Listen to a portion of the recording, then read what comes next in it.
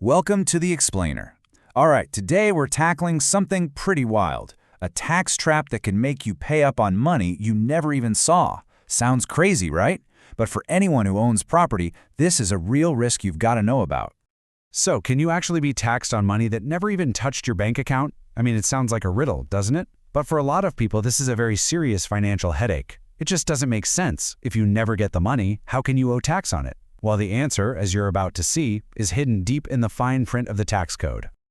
Okay, to really get how this works in the real world, let's look at a story. We've got a couple, Rahul and Anjali. They put together what they thought was a perfectly fair, totally logical financial deal, but it ended up leading them straight into this invisible income trap. So here's the deal. Rahul had this piece of commercial land, but he didn't have the cash to actually build on it. That's where his wife Anjali comes in. And look, she didn't just chip in a little bit. She put up her own savings to fund the entire construction and even took on half the loan. So in spirit, this was a true partnership, right down the middle. So, to make it all fair, they came up with a simple agreement. Once the place was rented out, they'd split the income. Rahul would get 80% since he's the owner, and 20% would go straight to Anjali to pay her back for that huge investment. Seems totally logical, right?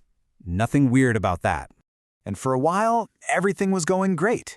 The rent checks were coming in, the loan was getting paid down, their deal was working just like they planned. But then, bam, an official notice shows up from the income tax department. And this one letter challenged their entire setup and was threatening them with a huge tax bill. You're not going to believe the tax department's argument. It was simple and honestly pretty shocking. They basically said, hey Rahul, your name is on the legal title, so you owe tax on 100% of the rent. And yeah, that included the 20% share that went straight to Anjali, money he never ever saw. Okay, so you're probably asking, how is that even possible? Well, it all comes down to this really powerful and honestly often misunderstood section of the Income Tax Act.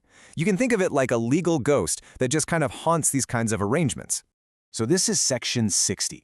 And what it says is basically this. You can't just give away the income from an asset without also giving away the asset itself, especially if it looks like you're just trying to avoid taxes. The law clubs that income right back to you, the owner. In other words, if you own the thing, the tax department says you own all the money it makes, period. Doesn't matter where you tell that money to go. And the way the law explains this is with a pretty simple analogy. Think of the property as a tree, and the rent, well, that's the fruit. So according to the tax man, if you own the tree, you have to pay tax on all the fruit, every single piece, even if you decide to give some of that fruit to someone else. As far as they were concerned, Rahul was just giving away his fruit. But Rahul and Anjali had a secret weapon up their sleeve, a really powerful legal principle that honestly changes the entire picture. Their whole argument was that this was not just a simple case of sharing the fruit from the tree. So their whole case was built on this really interesting legal idea called diversion by overriding title. It's a bit of a mouthful, but the principle is this. If someone else has a pre-existing, superior legal right to a chunk of the income, then that money gets diverted before it ever even legally becomes the owner's money. The point is, it was never really Rahul's income in the first place. And here's a great way to think about the difference. Application of income. That's the taxman's view. It's like you collect all the water from a river in a big bucket, and then you decide to pour some out for someone else. You're going to get taxed on the whole bucket. But diversion of income is different. It's like a canal was built that siphons off some of that river water before it ever gets to your bucket.